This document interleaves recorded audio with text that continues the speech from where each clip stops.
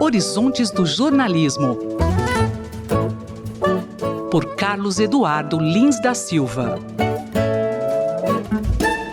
Professor Carlos Eduardo, o The New York Times anunciou recentemente que não vai mais publicar cartoons em sua edição internacional. Essa decisão foi tomada depois de uma polêmica envolvendo o desenho de um cartunista português considerado antissemita. Como o senhor vê isso? Eu acho que é uma decisão errada do New York Times, que está, no entanto, em consonância com o que ele já havia feito com a edição nacional, de onde já há alguns meses tinham sido retirados os cartoons políticos. Eu acho que nesses tempos em que as mídias sociais são capazes de, muito rapidamente e muito abruptamente, aglutinar dezenas de milhares, centenas de milhares de pessoas para criticar alguma coisa que elas consideram politicamente corretas, muitos veículos passam a ter medo dessa reação e acabam se acovardando e prejudicando a sua missão e a sociedade em geral. Acho que esse é um típico caso assim. O New York Times sabe, como todos sabemos,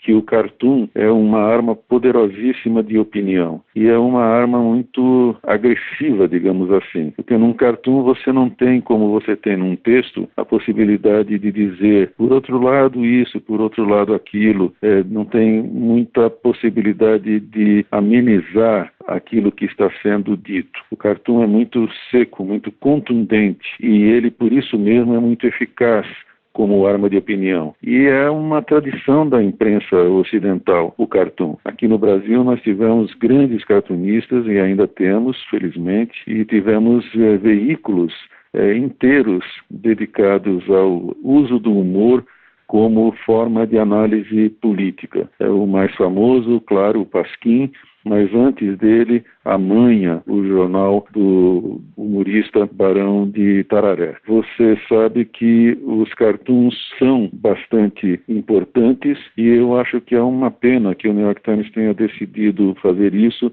porque, a seu ver, errou editorialmente na escolha desse cartoon do português Antônio Moreira Antunes.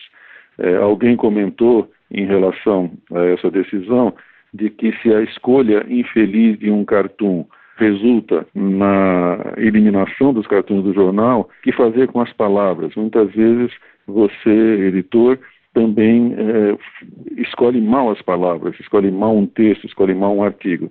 Você vai eliminar as palavras do jornal também. Acho que é uma decisão muito errada e infeliz do New York Times. Alguns analistas e alguns cartunistas reagiram a essa decisão dizendo que isso não está acontecendo só em relação aos cartoons, mas ao jornalismo opinativo de modo geral do New York Times, que eles estão cedendo muito às pressões das redes sociais.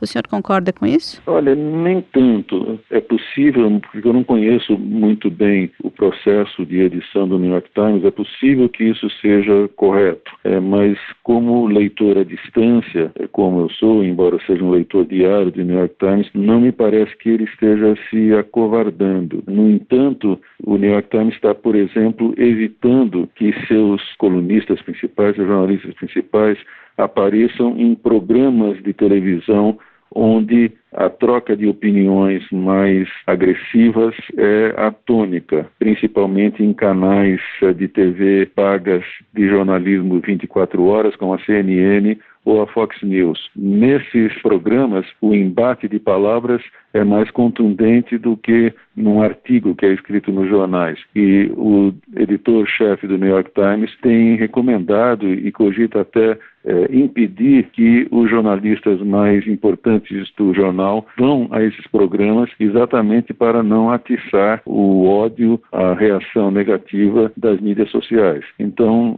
sim, é provável que, além dos cartoons, haja outras formas de restrição à expressão de opiniões mais exaltadas ou mais radicalizadas no New York Times, embora eu não consiga constatar isso, por enquanto, pelo menos, nem nas reportagens, nem nos artigos de opinião que são publicados. O jornalista e professor Carlos Eduardo Lins da Silva, colunista da Rádio USP, conversou comigo, Márcia Blasques. Horizontes do Jornalismo, por Carlos Eduardo Lins da Silva.